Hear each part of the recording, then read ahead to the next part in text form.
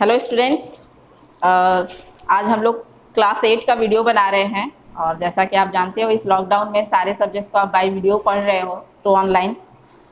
और आज आपका इंग्लिश 2 का क्लास होने जा रहा है।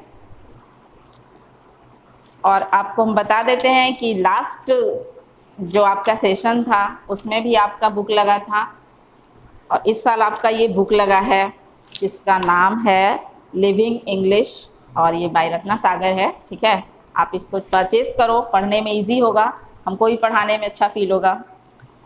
और जैसा कि पिछले सेशन में आपको हर आपके पूरे बुक में करीब 5-6 यूनिट्स था, इसमें भी है यूनिट्स। आप देख सकते हो ईच यूनिट हैज़ 3 सेक्शंस, जिसमें आपको 2 लेसन और 1 पोएम पढ़ना होगा। इस बार भी हम फर्स्ट यूनिट के बारे में आपको समझाने जा रहे हैं। हमारा जो फर्स्ट यूनिट है, फर्स्ट यूनिट अगर आपके पास बुक है तो you can see a work of art. Art का मतलब क्या होता है? कला। चाहे वो कला म्यूजिक का हो, डांस का हो, कुकिंग का हो, इधर कुछ भी हो, पेंटिंग हो, ड्राइंग हो, रिटेन हो, बहुत सारे चीज़ों के बारे में यहाँ आपका दिया हुआ है। हर कंट्री में अलग अलग तरह के लोगों के पास कलाएं होती हैं। बहुत सारे लोग एक्टिविटी से जुड़े रहते हैं, खेल हो, कूद हो, ड्रेसिंग्स हो, स्टाइल्स हो, फैशन हो, ये सब अपने आप में एक आर्ट होता है। और इस पूरे सेक्शन में आपको तीनों सेक्शन में इससे रिलेटेड ही चीज़ें पढ़ने को मिलेंगी। तो जो फर्स्ट आपका सेक्शन है उस सेक्शन है फाइंडिंग माई वे। यहाँ पर राइटर जो हैं वो अपने अर्ली इन्फ्लुएंस के बारे में बताने जा रहे हैं। जैसा कि हम आपको थोड़ा सा कॉन्सेप्ट बता देते हैं कि गोंड, यहाँ पे गोंड एक आर्ट है, और इस गोंड आर्ट के बारे में हम लोगों को आज राइटर जो है बताने वाले हैं। तो Gond art is a form of tribal painting common in central Asia.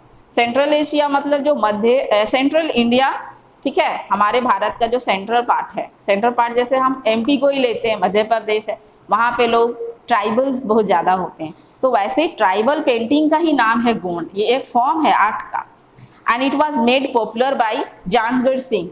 और इस आर्ट को, गोंड आर्ट को सबसे ज़्यादा पॉपुलर किसने बनाया है? तो जानगढ़ सिंह ने बनाया है, was famous. And Jangarh Singh nephew Venkat Raman Singh Shyam, Jangarh के जो भाई के लड़के थे, नेफ्यू जिनको कहते हैं, भतीजा थे, उनका नाम था, नेफ्यू का नाम था वेंकट रमन सिंह श्याम, काफ़ी लंबा चौड़ा नेम है इनका। Is also a famous Gond artist. अपने चाचा की तरह यानी अपने अंकल की तरह अपने ट्रेडिशन को आगे बढ़ाने में इनका भी भारी योगदान है, और काफ़ी फेमस हैं आर्टिस्ट ये। और जो एक्सट्रैक्ट हम पढ़ने को जा रहे हैं, this extract from his autobiography, ये उनका अपना ऑटोबायोग्राफी है जिसको कि उन्होंने लिखा है, जो है उनका फाइंडिंग माई वे, को रिटेन विद एस आनंद। इसका मतलब है कि को रिटेन यानी ये जो आज हम स्टोरी पढ़ने वाले हैं वो सिर्फ अकेले वेंकट का नहीं लिखा हुआ है, बल्कि उनके एक सहयोगी राइटर हैं जिनका नाम है S Anand. And Venkat Shyam talks about his early influence. इस स्टोरी में हम जो कुछ भी आज पढ़ने जा रहे हैं वो वेंकट जो है अपने पुराने इन्फ्लुएंस यानी जिससे वो प्रभावित हुए हैं, जो जो चीज़ वो सीखे हैं अपने अर्ली लाइफ में, उन सबको यहाँ पर अपने चाइल्डहुड के बारे में भी वो बातें किए हैं। और तो देखते हैं हम लोग क्या लिखते हैं वो अपने बारे में। और उनका कहना है कि I did not learn from school and books. मैं जो भी कुछ सीखा हूँ, मतलब जो उनके अंदर एक्टिविटीज़ आई है, जो कला उनके अंदर है, वो कभी ना तो स्कूल से सीखे हैं ना कभी किसी बुक से सीखे। आई फिश्ड इन रिवर हैलोन। मैं हैलोन नदी के किनारे रहता था और फिशिंग करना मेरी सबसे फेवरेट चीज़ थी। स्टोल कॉर्न कॉब्स, खेतों से मक्की चुराया करता था। लर्न टू प्लव, खेत की जुताई करना सीखता था। एंड हर्ड द बना, और बना सुनना मुझे बहुत पसंद था। बना क्या है? एक 3 स्ट्रिंग वायलिन है।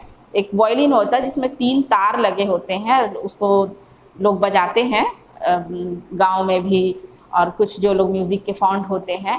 तो ये बना का जो वायलिन का साउंड था, ये सुनना उन्हें काफ़ी पसंद था। इन सब चीज़ों में मतलब उनका जो था चाइल्डहुड काफ़ी ज़्यादा कटा है, ना कि स्कूल जाकर ना कोई बुक्स पढ़कर। So fishing brings back memories of a story my grandfather Prasadi Lal यूकी। एक प्रसादी लाल यूकी का नेम आ रहा है, कौन है वो? Who bestowed on me my long being name told me. जैसा कि आपको हम पहले भी बताएं कि मेरा नाम जो इतना लंबा चौड़ा है वेंकट रमन सिंह श्याम, ये मेरे ग्रैंडफादर का ही रखा हुआ है, जो इतना लंबा चौड़ा नेम है उन्होंने मुझे दिया है। बेस्टोड का आपको मतलब यहाँ गेव मी है, ये एक प्रीपोजिशनल फ्रेज है, ठीक है। तो उनके फादर का दिया गया ये नाम है। और उनके ग्रैंडफादर जो थे ना, वो एक फेबल सुनाया करते थे। एक मोरल फेबल होता है जो पुराने ज़माने से लोग कहते हुए चले आ रहे हैं, उसका कोई मतलब प्रूफ तो नहीं होता है, लेकिन लोग पीढ़ी दर पीढ़ी सुनते आते हैं एक दूसरे से। तो ऐसा उन्होंने मतलब ग्रैंडफादर ने उनको एक स्टोरी बताया था, और वो था कि a dhobi who does his washing in the river, कि एक धोबी था जो हमेशा कपड़े धुलने के लिए अपने रिवर में हर रोज जाया करता था। Also feeds the fish every day, तो वहाँ पर जाकर वो सिर्फ कपड़े ही नहीं धोता था बल्कि मछलियों को दाना वगैरह भी खिलाया करता था, फीडिंग करता था वो। एक दिन क्या हुआ, one day a fish which seeks to repay his gratitude. अब हर रोज जब वो मछलियों का इतना ख्याल रखता था, तो मछलियों में से एक मछली को ऐसा फील हुआ कि उसका जो एक एहसान है उन लोग मतलब उन सभी मछलियों के ऊपर, उसका कुछ थोड़ा सा रिपेट करना चाहिए, कुछ चुकाना चाहिए।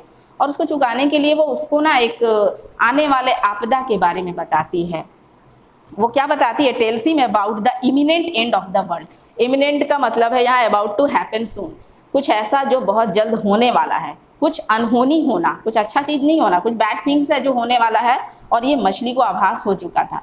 और इस कहानी में वो बताती है मछली उस फिशरमैन को कि सॉरी वॉशरमैन जो था, धोबी था, the man wonders how he can save himself and his love ones. और वो जब उस एंडिंग के डिस्ट्रक्शन के बारे में बता देती है कि बहुत जल्द कुछ क़यामत टाइप का आने वाला है, तुम अपने आप को कैसे सेव कर लो, ये अपने आप को बचाने के लिए और उसके जो लव वंस थे, मतलब उससे जुड़े जो भी लोग थे, उसके घर पे जो परिवार थे, उनको बचाने के बारे में अब सोचना शुरू कर देता है कि how can he save his sister and a rooster. जबकि उससे बिलोंगिंग में ज़्यादा लोग कोई नहीं थे, उसकी एक सिस्टर थी और उसका एक रूस्टर था। रूस्टर एक टाइप ऑफ मुर्गा होता है, वो है मतलब कॉक टाइप का, थोड़ा बड़ा होता है। The fish suggest that he get into a wooden box.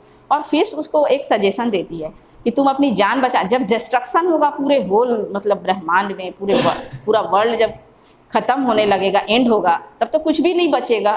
तो ये धोबी अपने आप को कैसे बचाएगा, इससे बचने के लिए वो जो फिश है ना, उसको एक सजेशन करती है कि मेरी राय मानो तो एक काम करना कि तुम एक वुडन का बॉक्स बनाना, एक लकड़ी का डब्बा बना लेना, which it would ferry to safety. और तुम इस नदी में उसको आसानी से फेरी मतलब तैर कर वो कहीं भी जा सकता है सेफली। आफ्टर द एपोकैलिप्सी, एपोकैलिप्सी का मतलब है complete destruction at the end, जब पूरी तरह से ये दुनिया नष्ट हो जाएगा, तब तुम उस वुडन बॉक्स के अंदर अपने आप को और अपने लव वंस को जिंदा देख पाओगे, बच जाओगे। When God searches for life on earth, और जब पूरी दुनिया एक बार पूरी तरह से फिनिश हो जाएगा, एंड हो जाएगा, कुछ भी नहीं बचेगा, तब गॉड फिर से कोई ना कोई एक क्रीचर्स को, किसी न किसी जीव को ढूंढेंगे जरूर दोबारा से रिक्रिएशन करने का इस वर्ल्ड का। तो ही फाइंड्स द धोबी, और ऐसा ही हुआ कि उन्होंने धोबी को और उसके सिस्टर को, the fish and the rooster, और वो मछली और वो रूस्टर, ये चारों अपने आप को एक वुडन बॉक्स में बंद करके रखे हुए थे। और बाय द वे ये बच भी गए, और गॉड इनके सहारे से दोबारा फिर से एक बार वर्ल्ड का रिकंस्ट्रक्शन करते हैं, and the world is remade, दुनिया को फिर से बनाया गया इनके सहारे। यहाँ पर जो आपका कुछ वर्ड्स है, ये आपके बुक का वर्ड मीनिंग है, इंग्लिश टू इंग्लिश है, और इसको हम समझा ही दिए आप लोगों को। बना है 3 स्ट्रिंग वायलिन है, एक टाइप का 3 स्ट्रिंग वाला वायलिन है। बेस्टोड के बारे में बता दिए, इमिनेंट है, बहुत जल्द कुछ खराब चीज़ होने वाला। एपोकैलिप्सी ए कंप्लीट डिस्ट्रक्शन।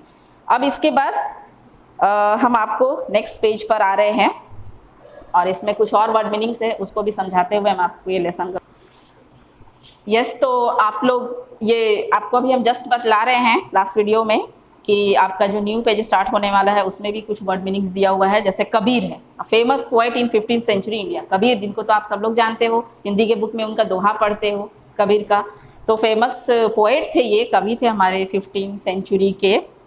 वासुदेव, जो जिनको हम कृष्ण जी को ही वासुदेव कहते हैं, आप लोग तो जानते होंगे।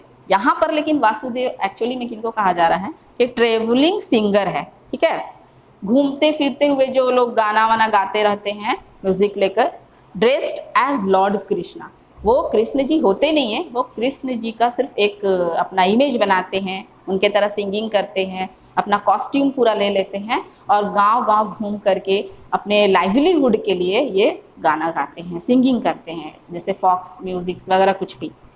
ए हाउंटिंग सॉन्ग है। हाउंटिंग सॉन्ग वही जो कृष्ण जी यहाँ पर गा रहे हैं, मतलब जो वासुदेव यहाँ बने हुए हैं हमारे स्टोरी में वो गा रहे हैं।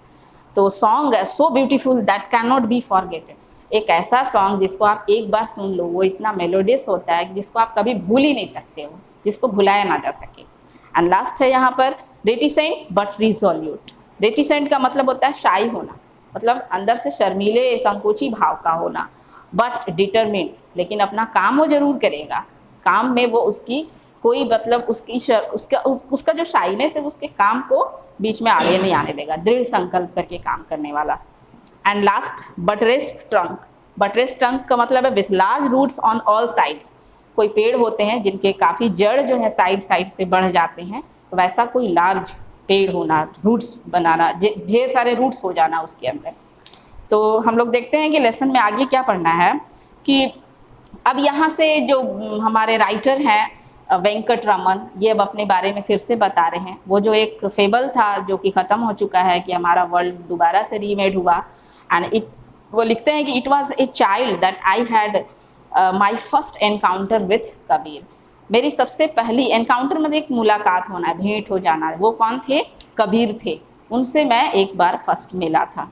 His simple language was rather similar to the Gondi Hindi mix we spoke and the Karma song we sang।